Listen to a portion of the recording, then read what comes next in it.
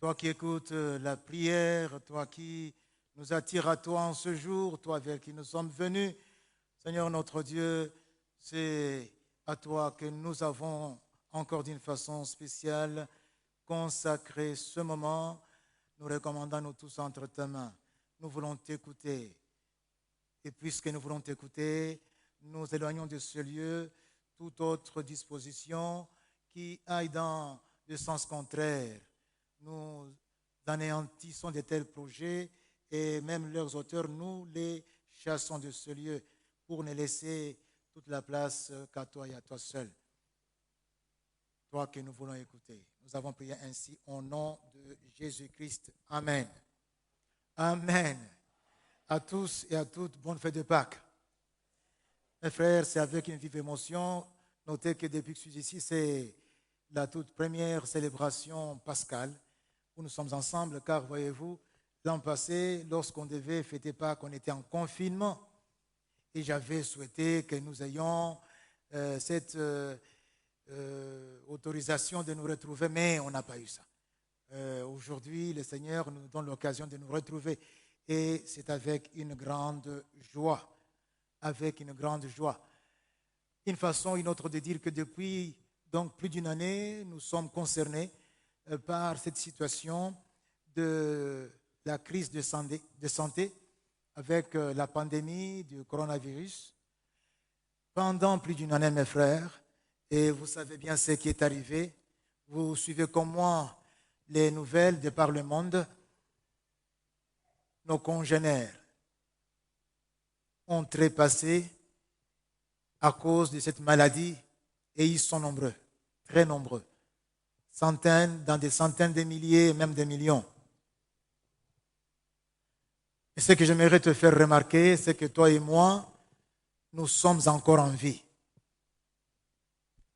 Le virus est là et il tue, mais toi et moi, aujourd'hui, nous pouvons nous retrouver autour du nom de Jésus et célébrer le Seigneur. C'est un privilège et je voudrais tout simplement dire que ce n'est pas pour rien. Le Seigneur a encore besoin de toi dans son champ sur cette terre. Aujourd'hui, en tout cas aujourd'hui, je suis certain, Dieu veut que tu sois encore là à son service. Ressuscité avec Christ. Ressuscité avec Christ. C'est le thème, le sujet de ce matin. Ressuscité avec Christ. Mes frères, mes sœurs, j'ai une bonne nouvelle. La bonne nouvelle que nous connaissons nous tous. La bonne nouvelle que nous célébrons aujourd'hui, c'est que Christ Jésus est ressuscité. Jésus est ressuscité.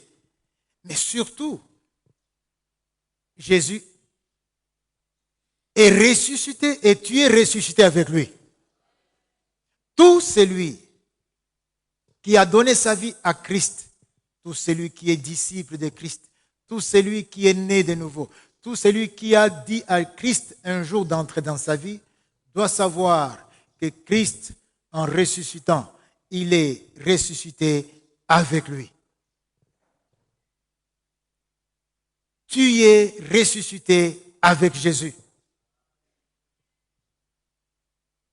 Jésus n'est pas ressuscité seul. Vous savez, mes frères, vous pouvez être quelque part, vous avez 2 ans, vous avez peut-être 8 mois comme mon ami Johan Médard que j'avais dans les bras tout à l'heure.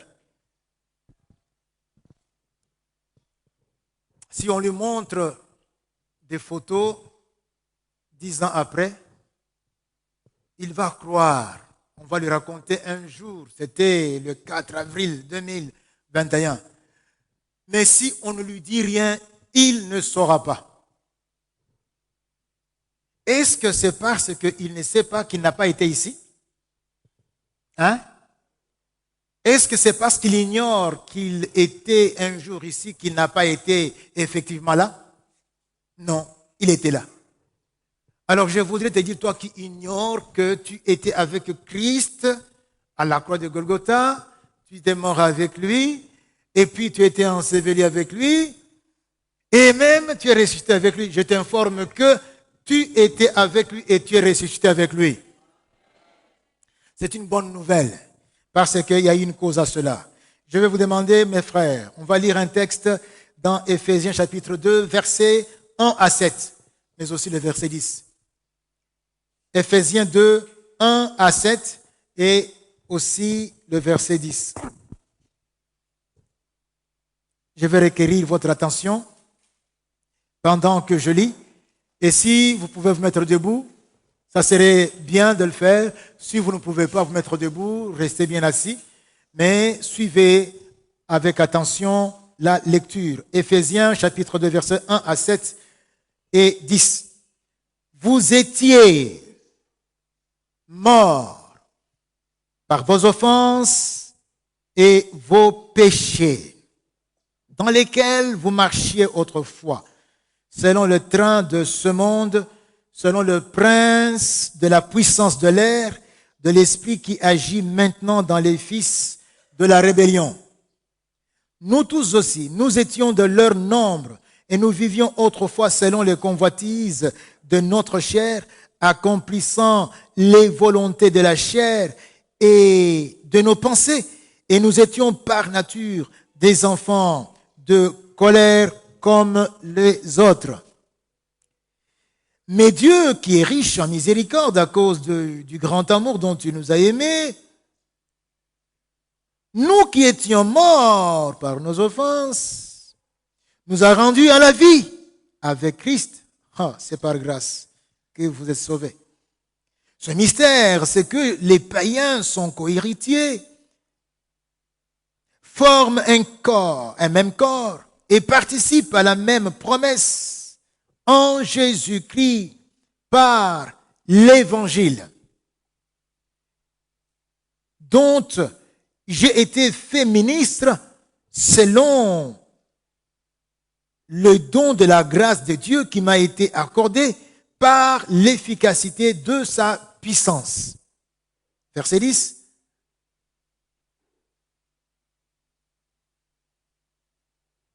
Je vois que ce n'est pas le verset 10. Le verset 10, c'est que vous avez été créés en Jésus-Christ, afin que vous accomplissiez les œuvres que Dieu a préparées pour vous depuis la nuit des temps. Bon, car nous sommes son ouvrage, ayant été créés en Jésus-Christ pour de bonnes œuvres que Dieu a préparées d'avance, afin que nous les pratiquions. Mes frères, je vous prie, asseyez-vous.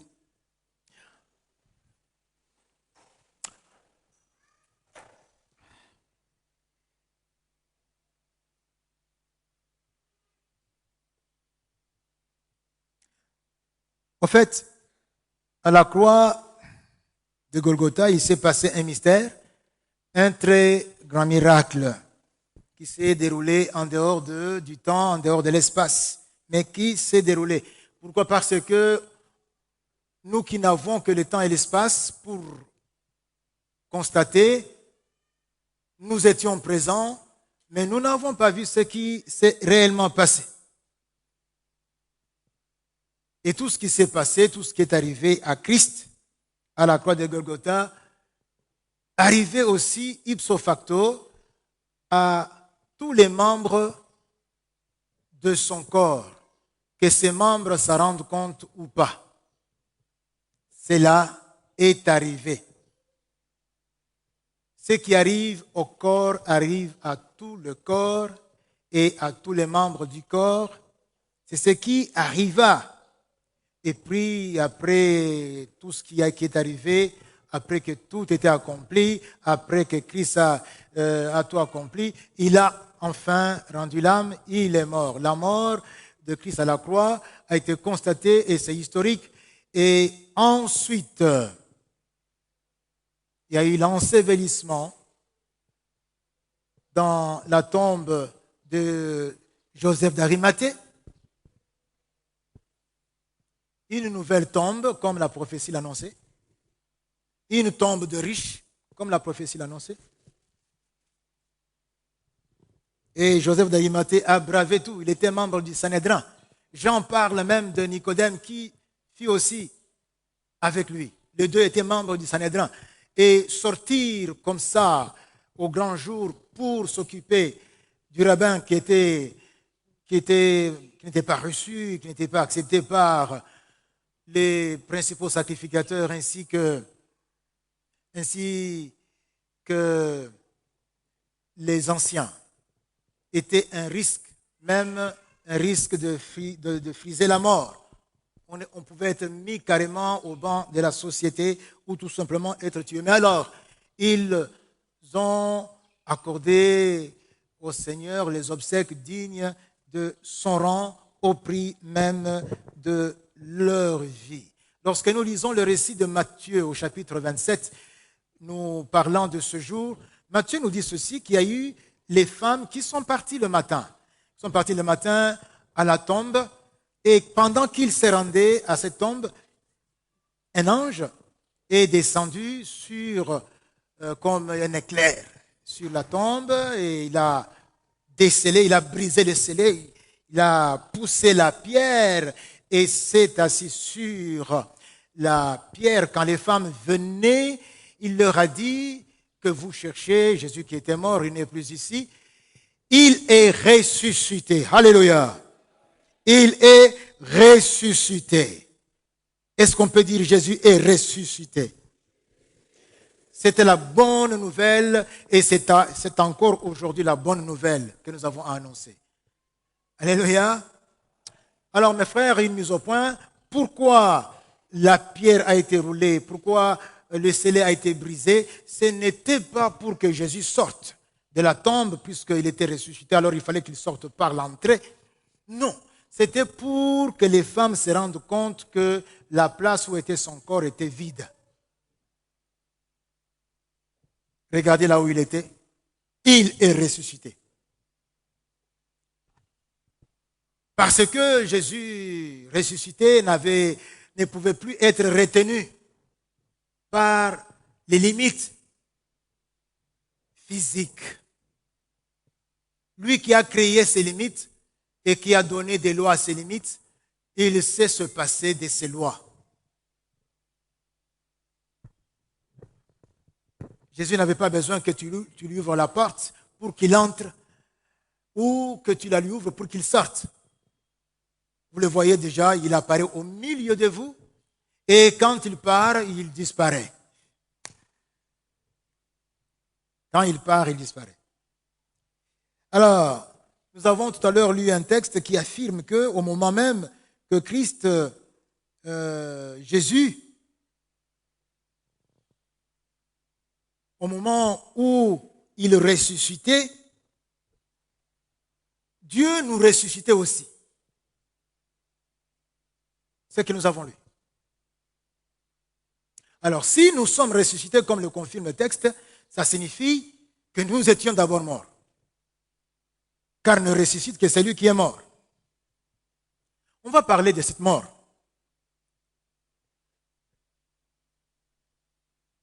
Autrefois, sans Christ, nous étions morts.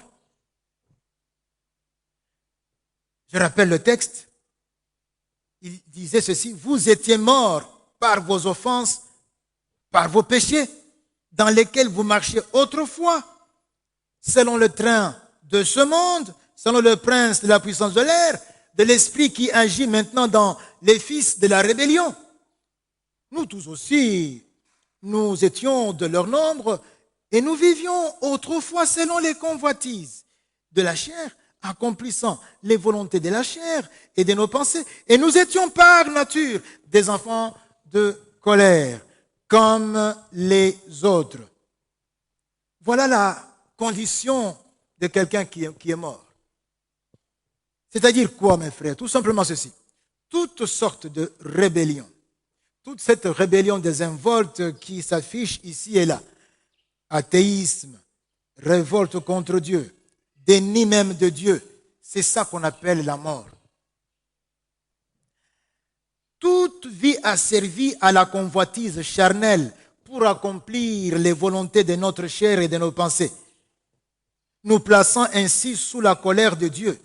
par le mensonge, par l'envie, par l'égoïsme, par la jalousie, par les rivalités, par le vol, par la violence, par l'impudicité, par la colère, par la tricherie, par la coterie, par l'inceste, par toutes sortes d'inconduites, mes frères, toutes sortes de méchancetés et toutes les choses semblables. C'est ça la mort dont parle l'apôtre Paul dans cet épître.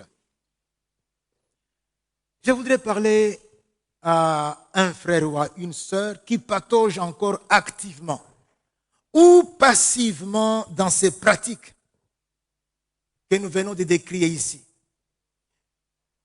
Je m'adresse à toi et je te dis que tu es encore fils ou fille de la rébellion.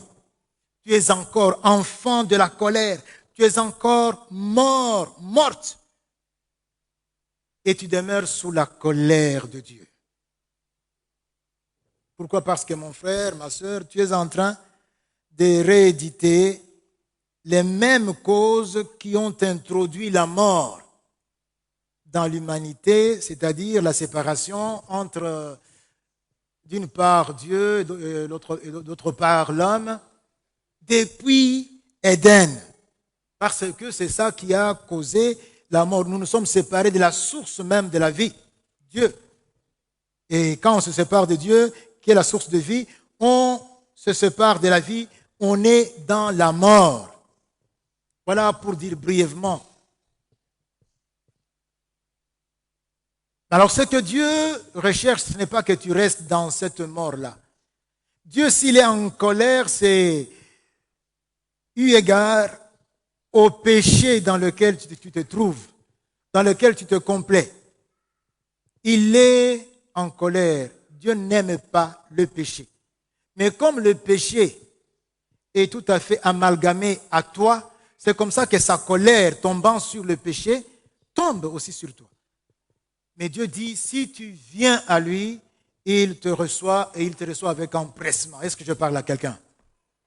Et tu ne seras plus ainsi sous sa colère, tu ne seras plus enfant de rébellion ou de colère, mais tu seras membre de la maison de Dieu.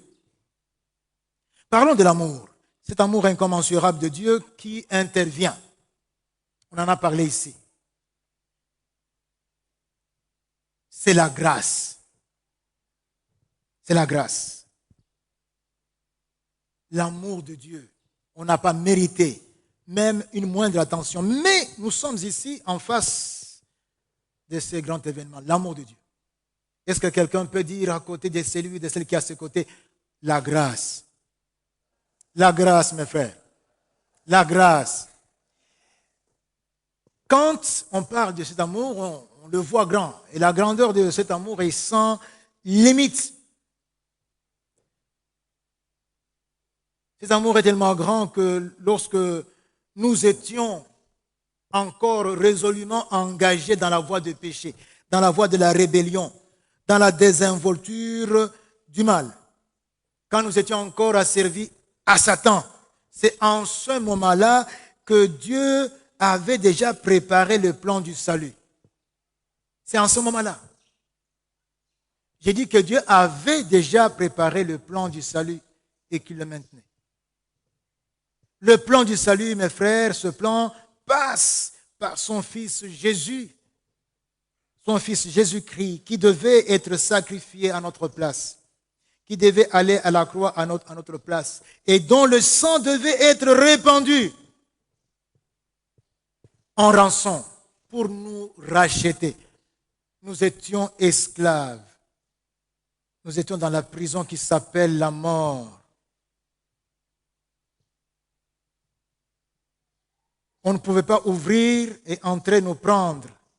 Mais le prix qu'il fallait, c'était le seul prix qui était entre les mains de Dieu, le sang de Jésus. Et Dieu n'a pas reculé devant ce prix pour mener à bien cette opération. C'est quelqu'un qui vous aime. Il y a tellement des passages qui parlent de cet amour. Et il est abondamment attesté de cet amour débordant depuis Genèse jusqu'à l'Apocalypse. Je prends quelques passages seulement J'ai ici Romains chapitre 5, verset 8 et verset 10, partie A. Romains 5, 8 et 10a. Il est écrit, écoutez mes frères, il est écrit ceci. Mais Dieu prouve son amour envers nous en ce que lorsque nous étions encore des pécheurs, Christ est mort pour nous. Christ n'est pas mort lorsque tu t'es amendé et que tu as commencé à venir à Dieu. Christ est mort pour nous au plus fort de ta rébellion. Mes frères, mes sœurs, s'il y a des gens qui sont convertis comme moi à l'âge adulte, ils ont connu cette expérience. Quand j'ai été sauvé, j'étais dans le péché. Je vivais le péché, je buvais le péché, je mangeais le péché. J'avais déjà 24 ans. Je travaillais déjà. Mais lorsque j'ai constaté que j'étais sauvé, je me suis posé la question, mais qu'est-ce qui m'arrive? Je n'ai plus les angoisses que j'avais, j'ai la paix, j'ai la sérénité. Qu'est-ce qui m'arrive? Le Saint-Esprit parlant en moi m'a dit, c'est puisque tu es devenu enfant de Dieu. Et je me suis rappelé que quelques jours auparavant, puisque je prenais part à un séminaire de formation où on montrait comment on peut aider quelqu'un à prier pour inviter Jésus. Alors j'ai pris cette prière, je l'ai faite pour moi-même. Je n'avais pas une information éclairée là-dessus. Mais puisque je m'adressais à Jésus, à qui je demandais d'entrer dans ma vie, il l'a fait. Aujourd'hui, tu peux aussi le faire. Dire à Jésus, je veux que tu entres dans ma vie. Il va le faire, peu importe la gravité de ton état de relationnel avec lui. C'est pendant que j'étais pécheur, et alors je me retrouve sauvé. Ça, c'est la grâce, mes frères. C'est la grâce. Parce que si Dieu était revanchard en voyant ce que nous sommes, non, il nous aurait déjà tout simplement détruits et pour toujours. Le verset 10, car lorsque nous étions ennemis de Dieu, bien sûr, nous avons été réconciliés avec Dieu. Comment? Par la mort de son Fils, mes frères. Donc c'est lui qui nous réconcilie avec lui, paye lui-même le prix. Et le prix, c'est la mort de son Fils qui était le saint, le juste. Dieu veut que quiconque réalise son état miséreux de pécheur retourne à lui. Puisque quand tu retournes à Dieu, Dieu t'accueille à bras ouverts et tu seras sauvé. Jean chapitre 3, verset 16 dit ceci, car Dieu a tant aimé le monde qu'il a donné son Fils unique, afin que quiconque croit ne périsse point, mais qu'il ait la vie éternelle. Ça, c'est vraiment merveilleux. J'ignore dans quel état, dans quelles conditions de péché tu te trouves. Je ne sais pas la gravité de ta situation. J'ignore. Mais ce que je sais, c'est que si maintenant tu prends la décision d'aller te jeter dans les bras de Dieu, Dieu va t'accueillir et tu seras sauvé. Ça, je le sais. Quiconque croit ne périra point, il sera repêché et sera sauvé. Ainsi, mes frères, est-il écrit dans Romains 5, 20, à propos de ce salut de l'œuvre de Dieu. Il est dit, or, la loi est intervenue pour que l'offense abondât, mais là où le péché a abondé, la grâce a. La grâce a. Donc, ton péché, là, quelque grave qu'il soit, quand la grâce de Dieu, c'est une marée, c'est une avalanche, il va surabonder. La grâce de Dieu. Et encore, mes frères, mes sœurs, de la place à la croix de Golgotha. Je t'invite à venir te plonger dans cet immense océan de l'amour de Dieu pour expérimenter ta résurrection avec Jésus pour une nouvelle vie. Je t'invite, mon frère, l'océan. Demandez à ceux qui ont déjà été ici à Mwanda, à ceux qui ont déjà voyagé sur les eaux des océans. Tu es en plein milieu, tout autour de toi est haut. Tu ne vois rien. Donc il n'y a pas de ville. Il n'y a que l'eau, l'eau. Donc il n'y a que l'eau. L'amour de Dieu, le bain de l'amour de Dieu est plus vaste que cela aussi. Plus vaste que ces océans. Et Dieu t'appelle, il y aura toujours ta place, elle est même grande. Viens, jette-toi dans les bras de Jésus. Troisièmement, mes frères, et c'est par là qu'on va finir. Destiné aux bonnes œuvres préparées par Dieu. Tout ce que nous avons raconté ici, Dieu l'a accompli parce que Dieu avait préparé celui qui a l'échiquier, qui avait ce qu'il avait organisé et qui a destiné à chaque élément, à chaque intervenant un rôle pour qu'il joue tel rôle et tel rôle.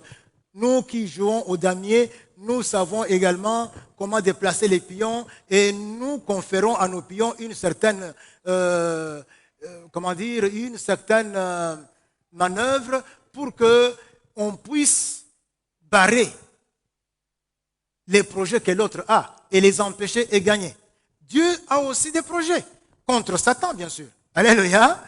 Et toi, tu es pion de Dieu. Moi, je suis pion de Dieu. Dieu te confère un rôle et une responsabilité que nous recevons de Dieu, afin que là où il nous place sur cette terre, en Christ Jésus, nous accomplissions ce que Dieu recherche, ce que Dieu poursuit. Et tu es l'instrument dont Dieu veut se servir. C'est ça ta destinée. Dans le texte qu'on a lu dans Ephésiens 2, il est parlé de la miséricorde de Dieu, qui, à cause de son grand amour dont il nous a aimés, nous qui étions morts par nos offenses, Dieu nous a rendus à la vie avec Christ, puisque ça sera avec Christ qu'on devra faire ce que Dieu nous a préparé. Il nous a ressuscités ensemble et nous a fait asseoir ensemble dans les lieux célestes en Jésus. On n'a pas le temps de parler de cette réalité, de ce statut où nous sommes dans les lieux célestes en Jésus. Mais c'est ta situation actuelle, c'est ton statut, c'est ta position, afin de montrer dans les siècles à venir l'infinie richesse de sa grâce. Puissions-nous faire attention.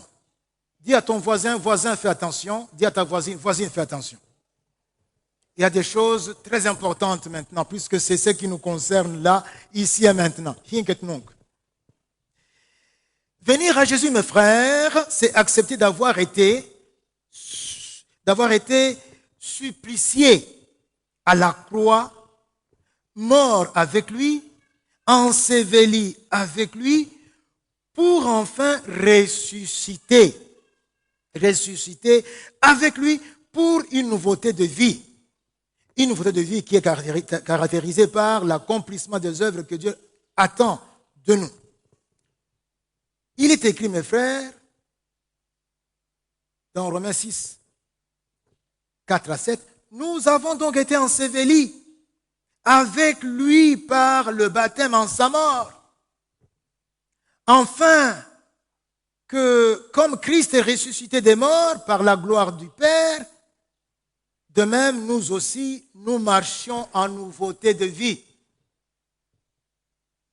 En effet, si nous sommes devenus une même plante avec lui, par la conformité à sa mort, nous le serons aussi par la conformité à sa résurrection.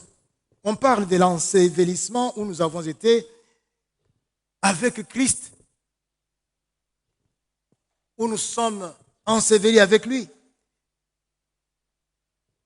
Mais avant cela, avant cet ensevelissement, il y a le passage à la croix. Le même chapitre qu'on a lu, au verset 6 et 7, dit ceci.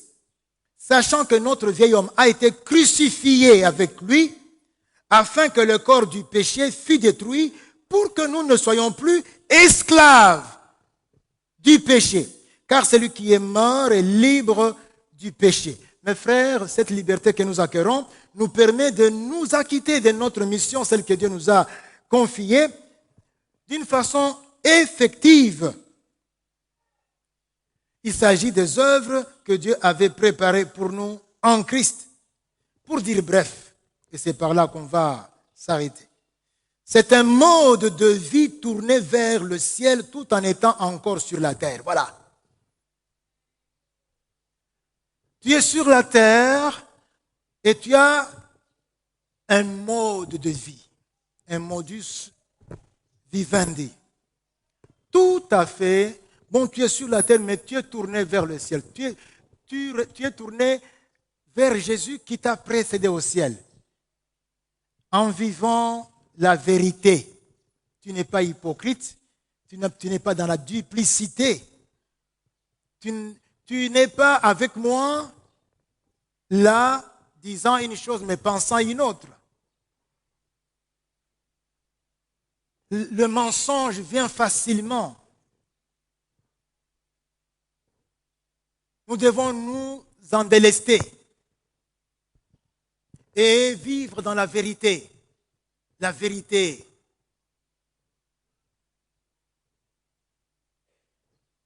Être tout simplement intègre et rester devant Dieu. Tel que mon frère me voit, c'est tel que Dieu me voit. Cela, en tout cas, va fragiliser Satan quand tu es un homme comme cela, quand tu es une femme comme cela. Mes frères, la vérité, c'est une arme. Je me rappelle un jour, un frère qui voyait ma misère a payé pour moi les frais, a payé pour moi plutôt les loyers. Il a dit, c'est combien ton loyer? J'ai autant. Bon, c'est moi qui paye. Il a payé. À la maison, il n'y avait rien. Quand j'arrive, je vois mes enfants, je vois ma femme, non. Et je dis qu'on puisse manger quelque chose. Il y avait la faim.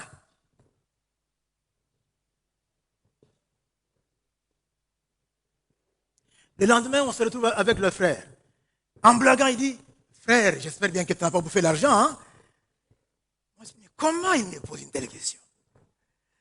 Et je dis que si je ne réponds pas ici, c'est fini. Il dit, j'ai bouffé. Ah, frère, j'avais dit que tu payes les frais. Il entre dans la maison, il prend l'argent. Prends maintenant. Cette fois-ci, va payer les loyers. La vérité, mes frères. Je pouvais dire, oh, frère, je vais payer. J'allais rester encore en difficulté. Alléluia.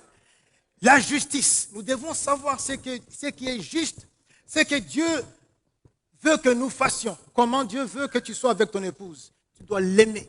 Comment Dieu veut que tu sois avec ton mari. Tu dois être soumis. Voilà ce qui est juste. Tu dois obéir à tes parents. Tu dois ne pas malmener les enfants. Ne pas les irriter, parents. Comment est-ce que tu vis avec ceux qui sont subalternes, avec la bonne qui travaille chez toi? Tu lui donnes quoi à la fin du mois? Et toi, comment tu vis avec ton... Qu'est-ce que Dieu attend de toi en tant que subalterne vis-à-vis de ton supérieur? Qu'est-ce que Dieu attend de toi en tant que citoyen vis-à-vis du président de ton pays? Et qu'est-ce que Dieu attend de toi en tant que président du pays vis-à-vis des citoyens? Voilà des choses que Dieu a dites. Voilà, c'est ce qui est juste, c'est ce qu'il faut faire. Ce que Dieu attend de nous. Quand on fait cela, on fragilise Satan. Et on fonce. Dieu attend de nous encore quoi? Le zèle pour l'évangile de paix. Nous sommes sauvés et l'une des tâches, si ce n'est pas la tâche principale que nous avons, c'est le zèle pour l'évangile de paix. Nous devons tous savoir que Dieu nous attend sur ce terrain-là. Et il n'y a pas à dire que moi, je ne sais pas évangéliser. Non, tu as été sauvé pour évangéliser. Sauvé pour sauver. C'est ainsi que mes frères, par exemple, ce dimanche qui vient, nous avons du 11 au 18, on a un programme d'évangélisation. Nous savons que c'est peu de choses par rapport au jour de l'année. Mais nous voulons au moins commencer par ça. Mon frère, ma soeur, ne te revive pas. Ne te rétracte pas. Cette affaire te concerne. Une des œuvres, sinon la principale, pour laquelle nous sommes morts et ressuscités avec Christ, c'est pour évangéliser avec zèle. Par notre mode de vie, mais aussi quand nous allons annoncer la bonne nouvelle. Lorsque nous faisons cela, nous fragilisons Satan. Et les projets de Dieu s'accomplissent.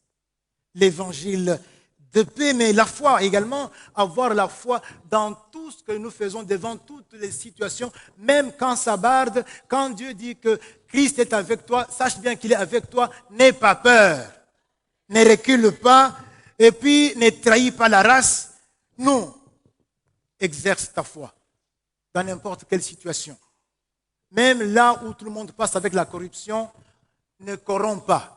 Même si on te renvoie, pars. C'est lui qui a créé cet homme-là et qui sait que tu as refusé de trahir la race parce que tu crois en lui, va t'étonner, il va t'émerveiller avec ce qu'il va faire après dans ta vie.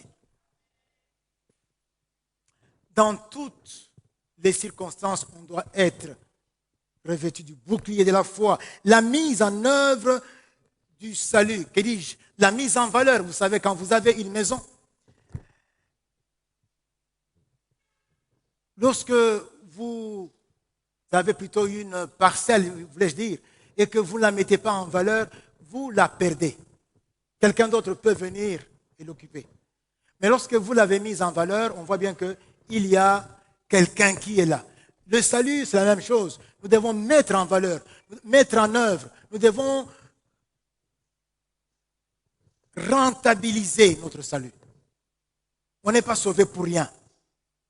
On est sauvé pour servir. On est sauvé pour être à la suite de Christ, des serviteurs et des servantes dans la maison de Dieu. On est sauvé pour que d'autres soient sauvés. Si vous ne rentabilisez pas votre salut, vous perdez le casque du salut et vous serez exposé aux flèches de l'ennemi. Mais si vous rentabilisez votre salut, l'ennemi sera fragilisé. Et l'œuvre de Dieu va s'accomplir. L'épée de la parole. Vous devez être une femme et un homme de la parole. Vous devez avoir votre Bible. Hein, j'en vois qui ont ici juste les Bibles digitales ou comment encore ça. Hein? Non, électronique. Non, non. Ça, vous devez l'avoir comme secours. La Bible est là. Chacun doit avoir une Bible, et même une Bible d'étude. Et non une Bible qui n'a plus Genèse et qui n'a plus Apocalypse. Vous devez avoir chacun une Bible et même plusieurs versions de Bible. Vous devez lire votre Bible et la connaître. Jésus s'est servi de la parole de Dieu quand l'ennemi venait pour le renverser, pour le piéger. Et c'est grâce à la connaissance de la parole que nous aurons une foi ferme.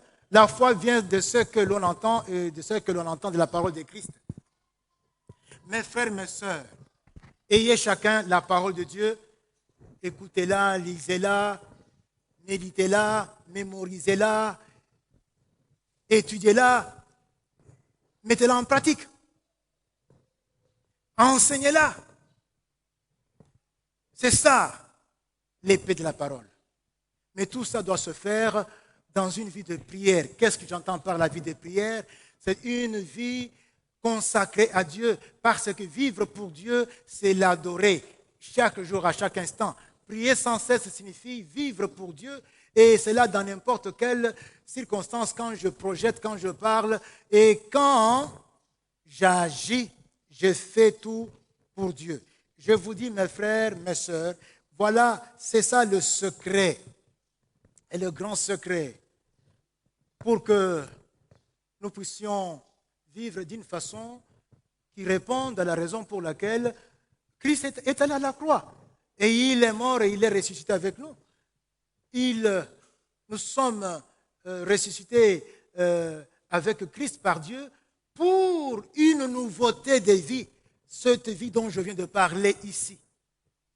D'une façon plutôt surfée là. Mais c'est cette vie-là dont il est question. C'est une vie nouvelle. C'est la vie de Christ. C'est tout simplement laisser Christ vivre en nous, lui qui est celle de la terre. Et partout où nous serons, ça sera le parfum de Christ qui va exhaler. Ça sera bien sûr Christ dont on va entendre la voix. Ça sera Christ qu'on va voir agir. C'est ma prière pour chacun de nous. Est-ce qu'on peut baisser la tête dans la prière?